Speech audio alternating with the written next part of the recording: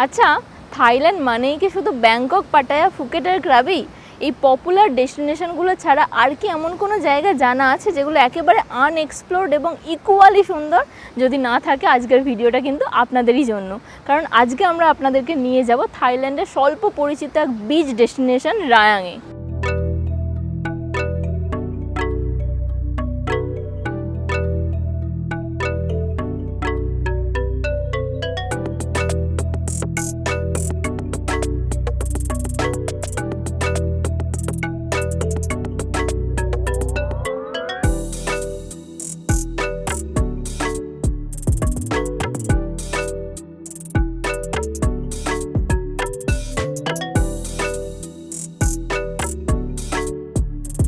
সময় এখন প্রায় 8:30। আজকে আমাদের জার্নিটা স্টার্ট হচ্ছে উত্তরপাড়া থেকে, আর আমাদের এখন গন্তব্য কলকাতা এয়ারপোর্ট।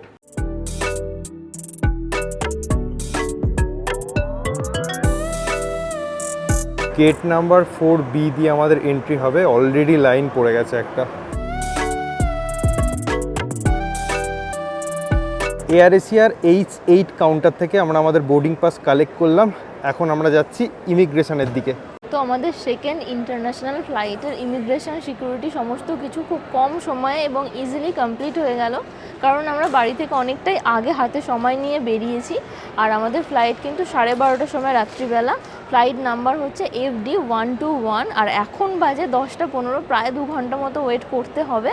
তবে ভিয়েতনামের কথা মনে পড়ছে, যেহেতু ওটা প্রথম ইন্টারন্যাশনাল ফ্লাইট ছিল, তো বেশ এক্সাইটেড। আর একটা কথা বলে দিই, এখন মানে মে মাসের ফার্স্ট উইক আমরা যাচ্ছি। আমাদের ভিসাটা ফ্রি, কারণ 9 তারিখ পর্যন্ত ভিসা ফ্রি রয়েছে, তো আমাদের ওখানে খরচাটা বেঁচে গেল। 12:08 বাজে আর আমাদের 8 নম্বর গেট দিয়ে বোর্ডিং জাস্ট চালু হলো।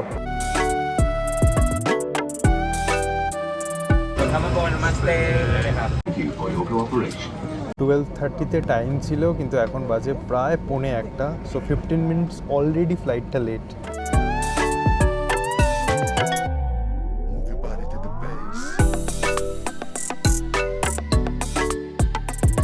Welcome to Don Mueang international airport, welcome to Bangkok guys. এখন সময় হচ্ছে থাইল্যান্ডের টাইম অনুযায়ী 5টা। আমাদের ঠিক এক্স্যাক্টলি ভোর 4:30টার সময় ফ্লাইটটা ল্যান্ড করেছে।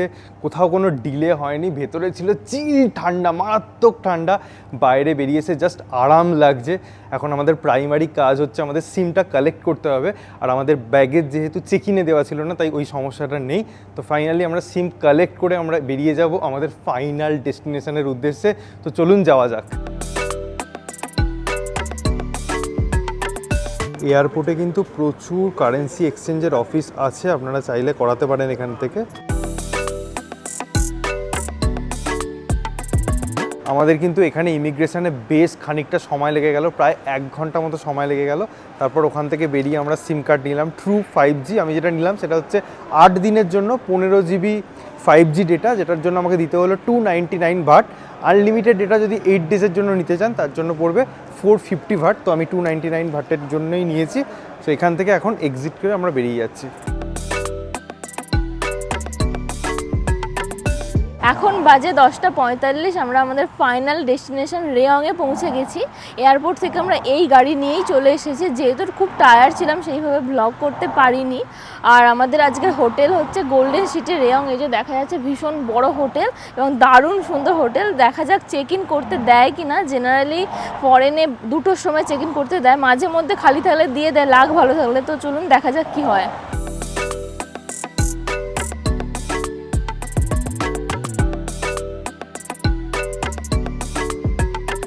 বাইরে প্রচণ্ড গরম। আমরা জাস্ট রুমটা পেলাম, যদিও পাওয়ার কথা ছিল না। 3টের সময় চেক ইন, আমরা লাকিলি 12টার মধ্যে আর্লি চেক ইন পেয়ে গেছি।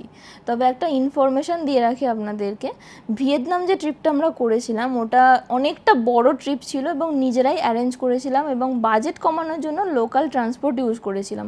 সমস্ত কিছু তো ঠিকঠাক হয়েছিল, একটা প্রবলেম ছিল, মাথার মধ্যে প্রেশার কাজ করছিল, যেহেতু নিজেরা সমস্ত অ্যারেঞ্জ করেছি। আর এই থাইল্যান্ড ট্রিপটা যেহেতু একটা শর্ট ট্রিপ এবং একটা পার্টি আমরা কভার করছি, তার জন্য ভাবলাম একটু রিল্যাক্সে করি। আর এই রিল্যাক্সে করার জন্যে আমরা সাহায্য নিয়েছি আনটাচ ডেস্টিনেশনের। এটা একটা ট্রাভেল কোম্পানি এবং এরা রিজনেবল রেটে কাস্টমাইজ থাইল্যান্ডের ট্রিপ করায়। আর আমাদের কথা মাথায় রেখেই, মানে আমরা যেহেতু অফবিট পছন্দ করি, ওটা মাথায় রেখেই যেমন ওদের কোম্পানির নাম তেমনই কাম, আনটাচ কিছু ডেস্টিনেশন চুজ করে দিয়েছেন। আমরা দুখানা অফবিট জায়গা বা আনএক্সপ্লোর জায়গা আপনাদের সামনে তুলে ধরবো। হয়তো আশা করছি এর আগে বাংলা ইউটিউব চ্যানেলে সেইভাবে এই জায়গাগুলোর ব্লগ আপনারা দেখেননি, তো সমস্ত কিছু তো দেখাবোই। তার আগে আমরা প্রচণ্ড টায়ার্ড, একটু ফ্রেশ হয়ে নিই। ডন মুয়াং এয়ারপোর্ট থেকে আমাদের রিয়াং এর হোটেলটা আসতে সময় লেগেছে প্রায় 3 থেকে 3.5 ঘন্টা। আইএনআর আর ভাটের ক্যালকুলেশনটা একটু বলে দিই। 1 baht is equal to 2.42 INR, round ফিগারে বলতে পারেন 2.5 আইএনআর। ভিসা যেহেতু আমাদের এখন ইন্ডিয়ানদের জন্য এক্সেম করা হয়েছে, ফ্রি করা হয়েছে, বাট পরবর্তীকালে যদি আপনারা ভিসা অ্যাপ্লাই করতে চান আপনারা কিন্তু দাদাদেরকে বলতে পারেন, দাদারা কিন্তু ভিসা অ্যারেঞ্জ করিয়ে দিতে পারে। যদি মনে করেন কারেন্সি এক্সচেঞ্জের জন্য কোনো হেল্প লাগবে তাও কিন্তু আপনারা দাদাদের সাথে কন্ট্যাক্ট করতে পারেন, ওরা কিন্তু করিয়ে দেয়। এবার আসি বাইক রেন্টালের ব্যাপারে। আমার কিন্তু আইডিপি অর্থাৎ ইন্টারন্যাশনাল ড্রাইভিং পারমিট নেই, আমি কিন্তু সেটা ছাড়াই স্কুটি রেন্ট করেছি, যদিও এটা ইললিগাল। আবার বলছি এটা ইললিগাল, বলেছে পুলিশ যদি ধরে তাহলে কিন্তু একটা বড় অ্যামাউন্টের ফাইন নেবে।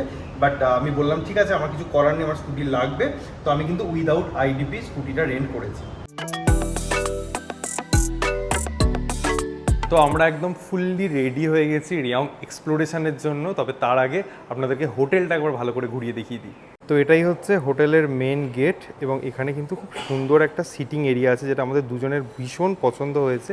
তার ঠিক সামনেই আছে এই জায়গাটা রিসেপশন এরিয়া, এবং ডান দিকে যদি তাকান তাহলে এই জায়গাটা আছে in house restaurant, breakfast, lunch কিংবা ডিনার কিন্তু এখানে বুফে সিস্টেমে হয়। বিশাল বড় হোটেল, তাই প্রতিটা রুম দেখানো সম্ভব নয়। এই হোটেলের যে মেন অ্যাট্রাকশন অর্থাৎ সুইমিং পুলটা, সেটা চলুন আগে দেখিয়ে আসি। ভীষণই বড় হোটেলটা, এদিকে তো রুম ছিলই, তার সাথে এই বিল্ডিংটাও কিন্তু এই হোটেলেরই পার্ট। আর এই যে হচ্ছে বিশাল বড় একটা সুইমিং পুল, এবং ওকে স্নান করতে দেখে এত গরমে মনে হচ্ছে আমরাও নেমে পড়ি, এরকম একটা ফিল হচ্ছে। তার সাথে এদিকে কিন্তু জিমও রয়েছে, তো এখানে সমস্ত ফেসিলিটি, সমস্ত অ্যামেনিটিস কিন্তু পেয়ে যাবেন আপনারা। আমাদের এই হোটেলটা এত বড়, আমরাও গুলিয়ে ফেলছি কোন দিক দিয়ে যাব, কোন দিক দিয়ে আসবো। আর এটা সিটি সেন্টারের মধ্যে, ওই যে লম্বা টাওয়ারটা দেখা যাচ্ছে ওটা কিন্তু হলিডে ইন। তো আমাদের রুম হচ্ছে 6 ফ্লোরে, চলুন আমাদের রুমটা একবার দেখিয়ে দিই। তো এটাই হচ্ছে 6 ফ্লোর, আর এদিকেই রয়েছে আমাদের রুম নাম্বার 615, এবং রুমটা কিন্তু ভীষণ প্রিমিয়াম। রুমে ঢুকেই এদিকে রয়েছে ওয়াশরুম, নিট অ্যান্ড ক্লিন। আর এই দিকে রয়েছে কাবার্ড, যেখানে পার্সোনাল লকার থেকে শুরু করে মিনি বার রয়েছে, এখানে মাইক্রো ওভেন রয়েছে, টিভি, এসি সমস্ত কিছু রয়েছে, ওয়ার্ক ডেস্ক, আর ভীষণ বড় একটা বেড আর সোফা দেওয়া আছে। তো একটা প্রিমিয়াম ক্যাটাগরির রুমে যা যা অ্যামেনিটিস থাকে সমস্ত কিছু আছেই। আর আমাদের কিন্তু পার্সোনালি খুব পছন্দ হয়েছে রুমটা। যেহেতু রেয়ং জায়গাটা একদমই আনএক্সপ্লোর্ড একটা জায়গা, তাই আমরা চেয়েছিলাম ভালোভাবে এক্সপ্লোর করতে, তাই দাদাদেরকে রিকোয়েস্ট করেছিলাম যে আমাদেরকে একটা স্কুটি বা বাইক অ্যারেঞ্জ করিয়ে দেওয়ার জন্য। একদম স্কুটি কিন্তু আমাদের হোটেলেই ড্রপ করে দিয়ে গেছে। আর প্রথম থেকেই বলছি এটা কিন্তু একটা কাস্টমাইজ ট্রিপ করছি, আপনারাও চাইলে কিন্তু দাদাদের সাথে কাস্টমাইজ একটা ট্রিপ প্ল্যান করতে পারেন, সেটা 4 দিনের হতে পারে বা 5 দিনের। আর যেহেতু আমাদের স্কুটি করে ঘুরতে প্রচণ্ড পছন্দের এবং আমরা ট্রিপটা একটু বাজেটের মধ্যেই রাখতে চাইছি, তার জন্যই কিন্তু আমরা স্কুটি নিয়েছি। বাইরে প্রচণ্ড গরম আর রোদ, আপনাদেরকে সাজেস্ট করবো যে ডেফিনেটলি গাড়ি নেওয়ার জন্য, তাহলে কিন্তু আরামে আপনারা ঘুরতে পারবেন।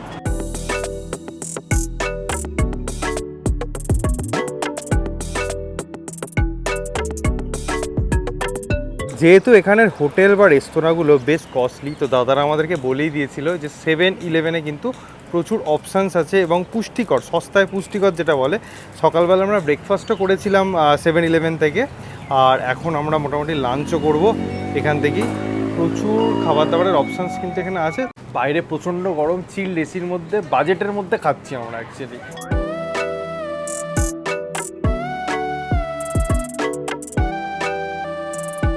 এই রেয়ং হলো অ্যাকচুয়ালি একটা ফিশিং পোর্ট। দূরে যদি দেখেন আপনারা দেখতে পাবেন প্রচুর ট্রলার রয়েছে, যদিও আবছা হয়ে রয়েছে এই রোদের কারণে। আর এখানে প্রচুর সুন্দর সুন্দর অ্যাট্রাকটিভ বিচ রয়েছে, যার জন্যই ট্যুরিস্টদের কাছে এটা এখন পপুলার হয়ে উঠছে আস্তে আস্তে। তেমনই আমরা একটা বিচের ধারে চলে এসেছি, আমাদের হোটেল থেকে প্রায় 5 কিলোমিটার দূরে মুনলাইট বিচ, এবং গোল গোল মতো শেপটা বিচের, খুব সুন্দর দেখতে। তার সাথে বিচের ধারে ধারে এরকম ছোটো ছোটো যে ক্যাফেগুলো হয়, সেটগুলো হয়, ওরকম করা রয়েছে। বিভিন্ন রকম স্ট্রিট ফুড বিক্রি হচ্ছে, এবং লাইন ধরে যদি দূর পর্যন্ত দেখেন এরকম বিভিন্ন বসার জায়গা, ক্যাফে টাইপ করা রয়েছে।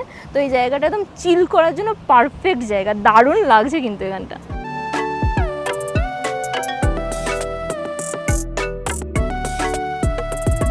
এই জলটা দেখে এত শান্তি হচ্ছে না, মনে হচ্ছে জাস্ট নেমে পড়ি। ওরা যেমন স্নান করছে, মজা করছে, ওরকম করি। অথবা কোনো সেকশন নিচে বসে একটা কোল্ড ড্রিঙ্কস নিয়ে বসে থাকি, সময় কাটে। আর কোনো সাইট সিইং করতে ইচ্ছা হচ্ছে না, বাট করতে হবে। আর একটা কথা, এরকম যেহেতু অনেক বিচ আছে, আর প্রত্যেকটা বিচের ধারেই কিন্তু বিচ ফ্রন্ট হোটেল রয়েছে। আমাদেরও টার্গেট ছিল এরকম কোনো হোটেলে থাকা, ইচ্ছা ছিল, বাট পাইনি। তার কারণ আমরা এন মোমেন্টে বুক করেছি, প্ল্যান করেছি। প্রায় ধরতে গেলে 2 সপ্তাহের মধ্যে আমরা প্ল্যান করে টিকিট কেটে জাস্ট বেরিয়ে এসেছি। তার জন্যই আপনারা কিন্তু চাইলে আগে থেকে বুক করলে এরকম বিচ ফ্রন্ট হোটেলে থাকতে পারবেন এবং এনজয় করতে পারবেন প্রত্যেকটা বিচ। এত সুন্দর হালকা ফুলকা ঢেউ দেখে নিজেকে কি আটকে রাখা যায় বলুন? নেমে পড়লাম গুটি গুটি পায়ে। মাঝে মধ্যে কিন্তু বড় বড় ঢেউও আসছে, দারুণ লাগছে। থাইল্যান্ডে এলে কিন্তু ডেফিনেটলি এই জায়গাটাকে এক্সপ্লোর করবেন, খুব ভালো লাগবে এবং সাধ্যের মধ্যে জায়গা, বেশ মজা পাবেন এখানে, স্পেশালি মুনলাইট বিচ। আর দেখে বোঝাই যাচ্ছে এখানে সন্ধ্যের অ্যাম্বিয়েন্সও কিন্তু বেশ ভালো হবে।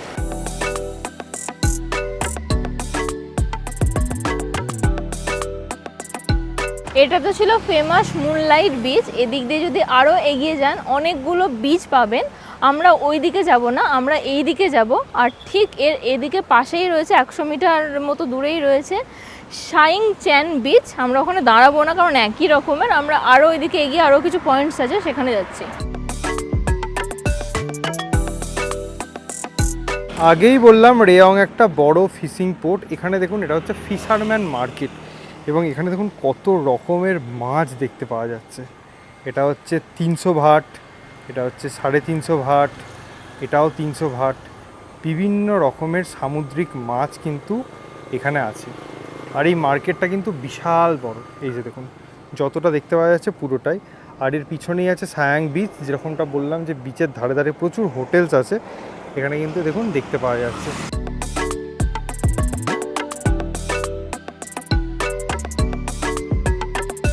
ওখান থেকে বেরিয়ে এখন আমরা পৌঁছে গেছি আর একটা ট্যুরিস্ট ডেস্টিনেশনে, যেটার নাম হচ্ছে sky view tower and mangrove research centre.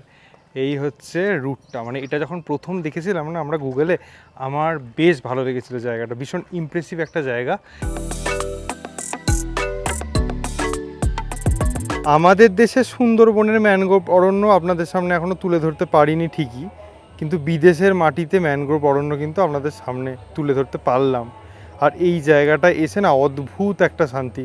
ওহ, বাইরের টেম্পারেচার যার, এখানটা এত ঠান্ডা, শান্ত, চারিদিকে পাখি ডাকছে, মনে হচ্ছে এখানেই দাঁড়িয়ে থাকি, আর কোথাও যাব না। আর এখান দিয়ে সোজা এরকম ব্রিজ করা রয়েছে, পুরোটাই কাঠের রেলিং দেওয়া, পাশে ওয়াটার বডি রয়েছে, বেশ ভালো পরিবেশ।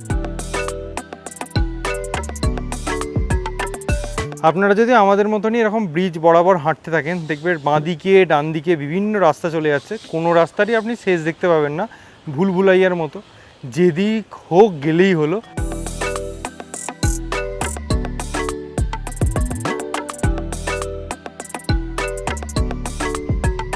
পাহাড় বরাবর দেখছি বিভিন্ন রকম বোট দাঁড়িয়ে আছে, এটা দেখে বোঝা যাচ্ছে যে এখানে বিভিন্ন রকম ওয়াটার স্পোর্টস অ্যাক্টিভিটিসও কিন্তু করানো হয়। কিছুক্ষণ আগে দেখলাম দুজনকে এখান থেকে করে যেতে। ম্যানগ্রোভ অরণ্যের পাশেই কিন্তু একটা পগোডা আছে, তো আমরা সেখানে যাচ্ছি না, আমাদের কয়েকটা বিচ ঘোরার আছে। আর এখন প্রায় সানসেটের টাইমও হয়ে আসছে, এখন এই সময় বিচ কিন্তু বেশ ভালো লাগবে।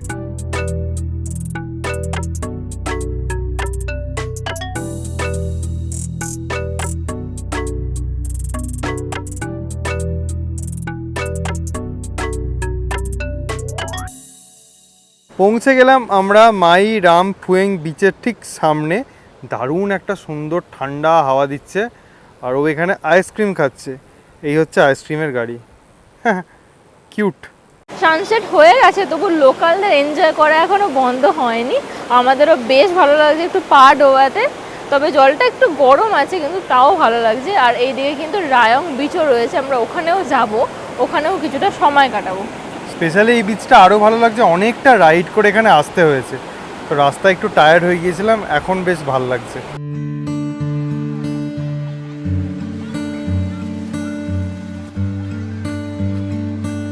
সানসেটের কালারটা দেখতে পাচ্ছেন, ওয়েদার ক্লিয়ার থাকলে কি অপূর্ব সানসেট দেখতে পাওয়া যাবে এখান থেকে, সেটা বোঝা যাচ্ছে।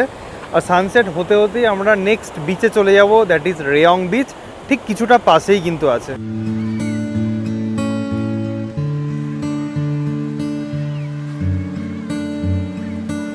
সন্ধেবেলা কিন্তু এই জায়গাটা একদমই শুনশান হয়ে গেছে, মানে কোনো রকম স্যাক্স পাতা নেই, যেটা দেখে মনে হলো যে দিনের বেলা স্যাক্সগুলো পাতা থাকে। আবার যে বিচটা থেকে এইমাত্র ঘুরে এলাম সেখান থেকে এই রাস্তাটা আসা পর্যন্ত কিছু কিছু জায়গায় হ্যাপেনিং আছে। আর মুনলাইট যে বিচটা, ওটা কিন্তু সন্ধেবেলা আমার মনে হয় ভালো অ্যাম্বিয়েন্স থাকবে। তো যারা রায়ং বিচের কাছে থাকতে চান তারা সন্ধেবেলা কিন্তু খুব একটা বেশি এক্সপেকটেশন না রাখাটাই ভালো।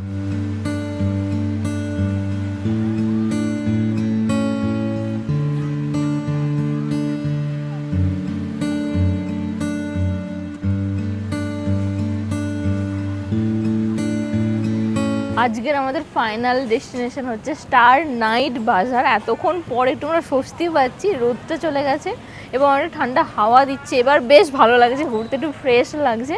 তো এখানে বিশাল বড় একটা নাইট মার্কেট, বেসিক্যালি অন্যান্য জায়গাতেও যেমন হয়, অনেক রকমের ভ্যারাইটি জিনিসপত্র রয়েছে। চলুন এক্সপ্লোর করা যাক। যখন থেকে থাইল্যান্ডের প্ল্যান হয়েছে আমার এগুলো খাওয়ার প্রচুর ইচ্ছা, কারণ আমি এটা শুনেছি যেটা ভাজা মাছের মতো নাকি খেতে লাগে, বিভিন্ন রকমের পোকামাকড়, এক্স্যাক্টলি, দেখতে অনেকটা চিংড়ি মাছের মতো লাগছে। কিন্তু আমার অ্যালার্জি আছে, অ্যাকচুয়ালি ভালো রকম অ্যালার্জি আছে, তো তার জন্য না আমার এগুলো খাওয়া যাবে না, আমার খুব লোভ লাগছে এগুলো খেতে। কোন দিক ছেড়ে কোন দিকে যাব বুঝতে পারছি না, এত বড় মার্কেট আর বিভিন্ন রকমের ভ্যারাইটিস ফুড দেখুন একবার, দেখতে তো খুবই লোভনীয় লাগছে।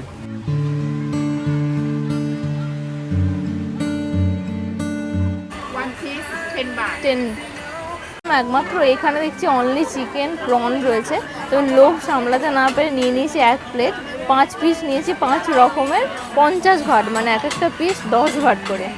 এর এক একটা পিস তোর 500 গ্রাম করে ওয়েট বাড়াবে।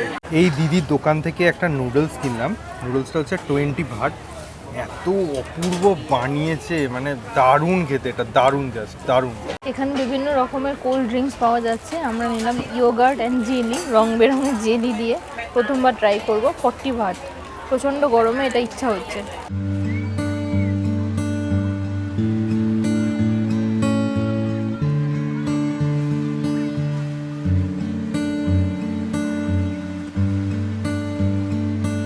আমরা এতগুলো বিচ ঘুরে এলাম, যদি মোস্ট হ্যাপেনিং বিচের কথা বলেন বিশেষ করে সন্ধ্যের পর বা রাত পর্যন্ত, তাহলে আমি বলবো এই মুনলাইট বিচ বা তার আশপাশের বিচগুলো। কারণ এখন দেখুন প্রায় 9:30 বাজতে চললো, এখনও কিন্তু বিভিন্ন কালারফুল লাইট দিয়ে ডেকোরেট করা রয়েছে, প্রত্যেকটা আলাদা আলাদা ক্যাফে টাইপ করা রয়েছে। তো এখানে চিল করার জন্য দারুণ। অন্যান্য যে বিচগুলো ছিল ওগুলো দিনের বেলা মনে হয়েছে হ্যাপেনিং, বা সন্ধ্যের পর একদম শুনশান হয়ে গেছে। এই জায়গাটা আমার কিন্তু দারুণ লেগেছে। এখন আমরা একটু কোথাও বসবো, ওই দিকে দেখুন যত দূর চোখ যায় এরকমই কিন্তু বিচের ধার বরাবর বিভিন্ন জায়গায় বিভিন্ন জোন এরকম ক্যাফে টাইপ করে রেখেছেন এবং দারুণ সুন্দরভাবে সাজিয়েছেন, একদম পারফেক্ট বিচ ভাইবস দিচ্ছে। মানে এইগুলো দেখলেই মনে হয় হ্যাঁ বিচের ধারে এসেছি। ইভেন ওই দিকেও যতদূর চোখ যাচ্ছে তাই বিভিন্ন কালারফুল লাইট দিয়ে ডেকোরেট করা। বিকালে আমরা দেখে গিয়েছিলাম, এই জায়গাটা বেশ পছন্দ হয়েছিল যে রাতে এসে বসবো সমস্ত কিছু ঘুরে আসার পর। তো চলে এসেছি, দেখি কোথায় বসা যায়। বিচের ধারে বসে পড়েছি, মিষ্টি মধুর হাওয়া, তার উপর সমুদ্রের গর্জন। আর ফাইনালি অর্ডার দিতে পেরেছি 2খানা আইটেম গুগল ট্রান্সলেট ইউজ করে। অনেকক্ষণ ধরে চেষ্টার পর কিচ্ছু বুঝতে পারছিলাম না, আমরা স্ক্যান করে করে বুঝে অর্ডার দিলাম। আর সকাল থেকেই যখন থেকে এগুলো দেখেছি, মানে দুপুরের পর থেকে আমার ইচ্ছাই ছিল, টার্গেটই ছিল কখন আমাদের সমস্ত ঘোরাঘুরি কমপ্লিট হবে, সন্ধে বা রাত হবে, আর রাত্রিবেলা এই অ্যাম্বিয়েন্সে বসে বসে এই অ্যাম্বিয়েন্সের মজা নেব। তো আমাদের খাবারের অপশানে আমরা পেয়েছিলাম এগ ফ্রায়েড রাইস, আর ওটা হচ্ছে স্টিকি রাইসের সাথে shrimp egg omelette.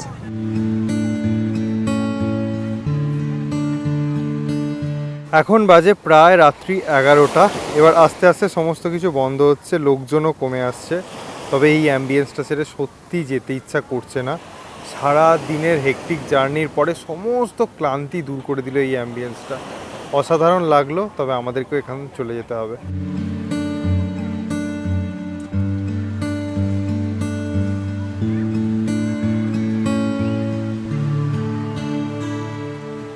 Good morning, এখন বাজে সকাল 9টা আর আমাদের হোটেলেই কমপ্লিমেন্টারি ব্রেকফাস্ট ছিল, ওটাই আমরা করতে এসেছি।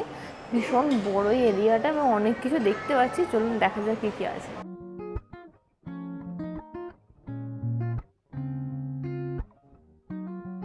কমপ্লিমেন্টারি ব্রেকফাস্ট তো আগেও খেয়েছি, বাট এখানে এত রকমের আইটেম আছে যেগুলো দেখিয়ে বলে কোনো কিছু শেষ করতে পারবো না, আর খেতে তো পারবোই না। তার মধ্যেও যেগুলো পছন্দ হয়েছে মোটামুটি নিয়ে এসেছি সব। আরও কিছু আছে পছন্দের, অত খেতে পারবো না, তাই এগুলোই এনেছি। আপাতত টেবিল ভর্তি হয়ে গেছে, তো এবার খেয়ে দেখার পালা। তবে দাদাদের চয়েসটা সত্যিই মানতে হবে, এত ভালো একটা হোটেল দিয়েছে এবং হোটেলটাও কিন্তু আমরা যেরকম বাজেটের মধ্যে চেয়েছিলাম ওই বাজেটের মধ্যেই। মানে তো খুব হ্যাপি আমরা যে দাদাদের সাথে এসে। আমরা যেহেতু যে কোনো জায়গাতে সাইট সিইং করতে পছন্দ করি না খুব একটা, ওই জায়গাটাকেই নিজেদের মতন পায়ে হেঁটে বা বাইক নিয়ে ঘুরতে ভালোবাসি, তার জন্যই কিন্তু দাদাদেরকে বলেছিলাম আমরা ওইভাবে সাইট সিইং করবো না, নিজেদের মতো করব, কী কী জায়গা আছে আমাদেরকে শুধু বলে দিতে। তো দাদারা অনেক কিছুই লিস্ট দিয়েছিল, অনেক কিছুই ঘোরার জায়গা আছে, তার মধ্যেও বেছে বেছে যেগুলো ভালো লেগেছে আমরা কালকে ঘুরেছি। আর দু একটা পয়েন্ট আমাদের ভালো লেগেছিলো যেগুলো কালকে হয়নি, টাইম হয়নি, তো আজকে বেরোচ্ছি, ঘন্টাখানেক আমাদের হাতে টাইম আছে, ওগুলো ঘুরে এসে তারপর চেক আউট করবো। তো আমরা ঘুরতে ঘুরতে চলে এসেছি ইয়ম জিন্দা রোডে। এটা রেয়ংয়ের ওল্ড টাউন। এখানে কিন্তু অনেক কাঠের বাড়ি আছে যেটা চোখে পড়ছে, তার সাথে দোকান বাজার রয়েছে। এটা জাস্ট এমনি ঘুরতে ঘুরতে আসতে পারেন, একটু ঘুরে যেতে পারেন। এখানকার কালচার, এখানে সমস্ত কিছু মানে অথেন্টিক প্রোডাক্টস আপনারা পেয়ে যাবেন যদি কিছু শপিং টপিং করতে চান এই রোড থেকেই।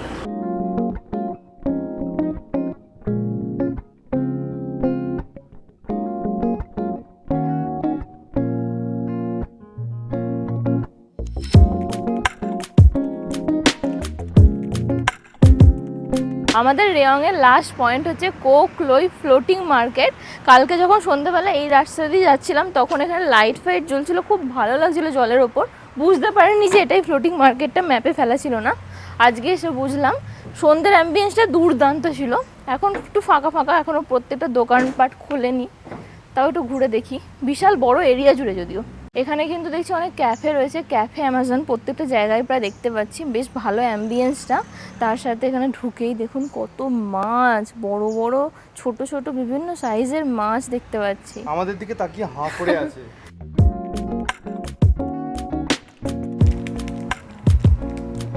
এদিক থেকে শুরু করে চারিদিকে যেদিকেই তাকাবেন অনেকটা বড়, যেমন বললাম পুরোটাই ফ্লোটিং, একদম জলের উপরেই আমরা দাঁড়িয়ে আছি। যেটা বললাম প্রতিটা দোকান খোলেনি এখনও, এবার আস্তে আস্তে খুলছে, তো একটু পরে আমরা এখান থেকে বেরিয়ে যাব।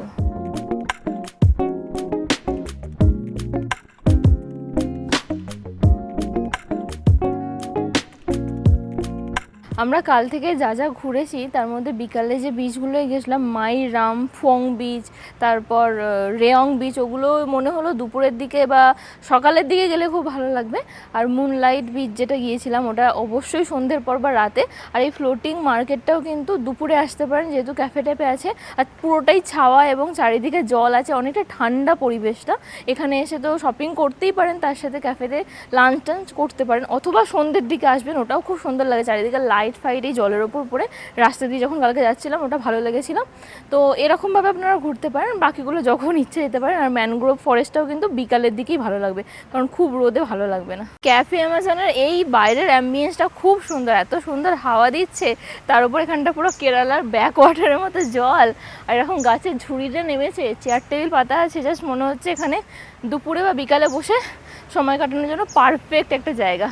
ফ্লোটিং মার্কেটের ঠিক পাশেই আছে এটা সেন্ট্রাল প্লাজা। যাদের টাকা এবং সময় দুটোই আছে তারা কিন্তু এখানে এসে ভালোই টাইম স্পেন্ড করতে পারেন।